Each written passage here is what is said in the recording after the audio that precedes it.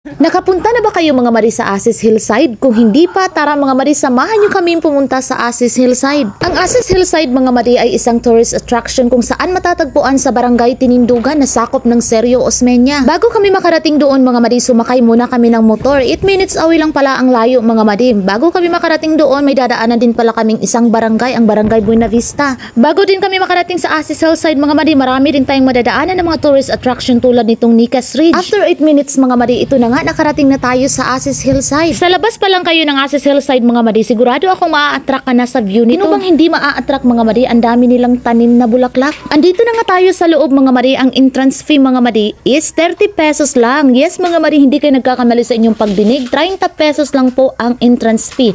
Pag senior ka naman mga Mari, ang bayad ay 20 pesos lang. Yes po, 20 pesos lang. At sa mga 6 years old below mga Mari, wala na po yung bayad, libre na. O diba mga Mari, napakabongga naman talaga dito sa Asis Hillside. At ito pala ang unang bumungad sa akin mga Mari. Pwede ka rin mag-overnight dito mga Mari kung gustuhin nyo. 1,500 lang po ang bayad ng maliit na kubo na yan. Good for 2 person. Talagang nakaka-attract nga naman ang kanilang view mga Mari dahil sa sobrang dami nilang tanim na mga bulaklak. Isa kasi ako sa tao mga Mari na mahilig sa bulaklak. Kaya tuwing nakakita ako ng mga bulaklak mga Mari, sobrang natutuwa talaga ako mga Mari at nakakatanggal ito ng stress. Dito sa Barangay Tinindugan mga Mari, marami ka matatagpuan dito na tourist attraction. Akala ko noon mga Mari, 3 lang ang tourist attractions na matatagpuan dito. Nagkamali pala ako mga Mari, akala ko 3 lang. Meron din palang isa mga Mari, ang Falls View Camp. Pero hindi pa natin yun napuntahan mga Mari. Sa susunod mga Mari, pupuntahan natin iyon.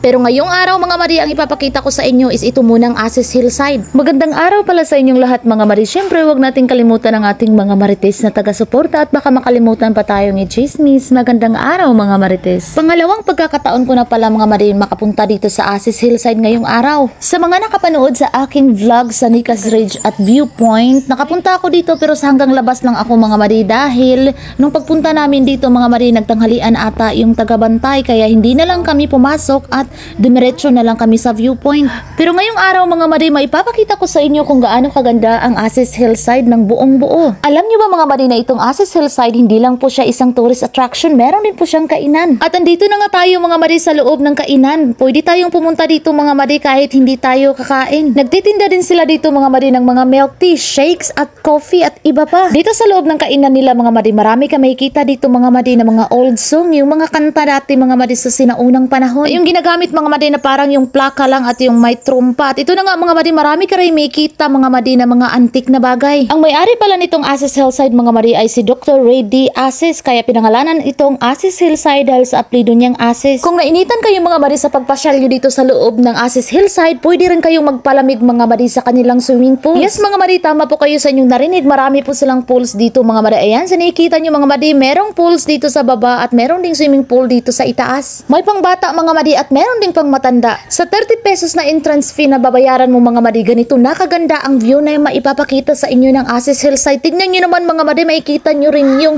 Masapak Falls. Talagang masusulit ang 30 pesos na ating binayaran. Ang lawak pala ng Asis Hillside mga Mari, akala ko maliit lang ito. Pag nasa labas kasi tayo mga Mari, parang ang liit lang tignan, pero pag pinasok pala natin ito sa loob mga Mari, yung kabuuan niya mga Mari, sobrang lawak pala talaga. Sobrang nakaka-amaze talaga mga Mari, para akong nasa Hardin ni Eva. Hardin ni Eva. Yes mga Mari, dahil sobrang dami talaga ng halaman. Dito naman sa baba mga Mari, marami din silang kubo dito na pwede nyo pong rintahan. 1,000 per night lang po ang renta ng kanilang kubo at good for 6 person. Yes mga Mari, good for 6 person at pwede na kayong matulog doon sa kubo dahil marami po silang kumot at bedsheet na free. Pag nag-rent kayo ng kubo mga Mari overnight, pag naligo kayo sa pool mga Mari, wala na ring bayad at wala na ring entrance fee. Doon na kinukuha lahat sa 1,000 pesos na binayad mo sa kubo. O diba bongga, talagang napakamura lang. Kung gusto mo namang maligo mga Mari ng swimming pool at ayaw mong mag-overnight, 100 pesos ang iyong babayaran pag naligo ka sa kanilang swimming pool at 30 pesos naman sa kanilang entrance fee. Bali 130 pesos lahat mga Mari ang iyong babayaran pag gusto mong maligo. Pero kung gusto mo lang talaga mamasyal mga Mari at makita ang kagandahan ng Asis Hillside, 30 pesos lang talaga ang iyong babayaran. At kung kasama mo naman ang iyong anak mga Mari na 6 years old below, wala silang bayad at tignan nyo naman, meron din silang palaruan dito sa mga bata, may maliit silang playground. Sigurado ako mga Mari na safety ang inyong mga anak pag naligo kayo dito dahil nakasiparate po ang paliguan ng mga bata at nakasiparate din ang mga paliguan ng matatanda. Alam niyo ba kung anong kinagandahan dito mga Mari? Kung gusto niyo mag-overnight mga Mari, pwede kayong magdala ng sarili niyong pagkain. Yes mga Mari, tama po kayo sa inyong narinig, pwede kayong magdala dito ng pagkain at mga drinks na gustuhin nyo. Pero kung tinatamad naman kayo magluto mga madi, bumili na lang kayo dito dahil sinisigurado ko sa inyo mga madi na murang-mura lang talaga ang kanilang pagkain dito. Gusto niyo naman mag-ihaw-ihaw mga madi, pwede rin kayong mag-ihaw-ihaw dahil meron po silang ihawan dito sa loob. Kung sa itaas mga madi andun ang kanilang kainan, dito naman sa ibaba andito yung milk tea at coffee shop nila. Meron din pala silang binibenta ditong passion fruit mga madi dahil marami silang puno ng passion fruit kaya hindi ko na pinalabas pa mga madi, bumili na rin ako. Ang presyo ng kanilang passion fruit mga madi ay 10 pesos each. Masarap siya mga madi, maasim-asim na matamis-tamis. Naglaway na ko pag murag mangga. Oh. Murag mangga. Kalami.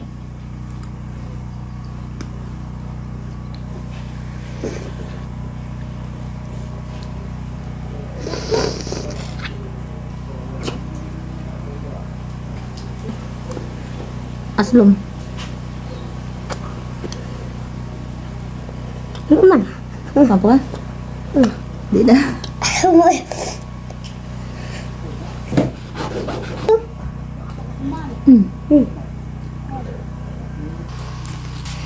At dahil kasama ko ang aking kapatid at ang aking junakis mga madi, hindi talaga pwede mga madi na uuwi kaming hindi sila nakaligo ng swimming pool. Kaya ito na nga mga madi, pinaligo ko na silang dalawa. Ako hindi na ako naligo mga madi dahil wala akong dalang damit. Sila mga madi kahit walang dalang damit, naligo pa rin. Habang naliligo sila mga madi, umorder naman ako ng pagkain. Siyempre hindi natin palalampasin mga madi na hindi matikman ang kanilang pagkain.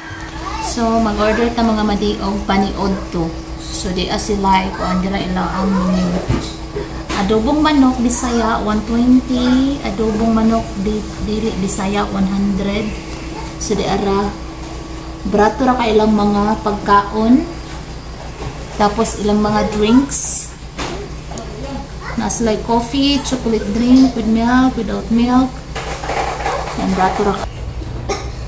Manok Adobong manok kana Bisaya. Bisaya. Pagkatapos nga naming mamili ng aming kakainin mga madi, kaya ito, umorder na kami agad dahil nagutom na kami. Marami kang pagpipilian dito mga madi, isa na rin ang adobong Bisayang manok.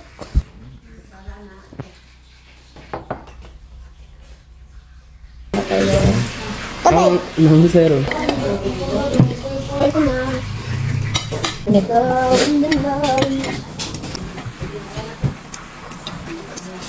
Super sarap ng kanilang pagkain mga madi, lalo na yung pansit gisado nila mga madi. 10 out of 10 talaga ang i-rate ko sa kanilang pansit gisado. Soon mga madi, pag may time ako, babalikan ko talaga yung pansit gisado nila mga madi dahil napakasarap talaga. Pagkatapos nga naming mananghalian mga madi, bumalik naman agad sa pag-swimming ang aking junakis at ang aking kapatid. At ito na nga ang resulta mga madi, napagod na nga ang aking junakis at ang aking kapatid sa kakaligo. At ayan, uuwi na rin kami mga madi dahil hapon na rin. Ano pang hinihintay nyo mga madi, pumunta na kayo dito sa Aces Hillside dahil mura lang ang kanilang entrance fee at kung gusto nyo maligo ng pool 100 pesos lang, kaya ano pang hinihintay nyo, go na. Maraming salamat pala sa inyong panonood mga madi at magkita-kita tayo sa susunod na video. Bye bye.